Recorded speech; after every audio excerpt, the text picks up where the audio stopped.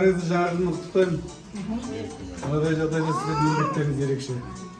Келіп жаңа жылдың алдында кіріп, балаларға сыйлығымызды беріп, сіздерді құттықтап кетейік деп келдім.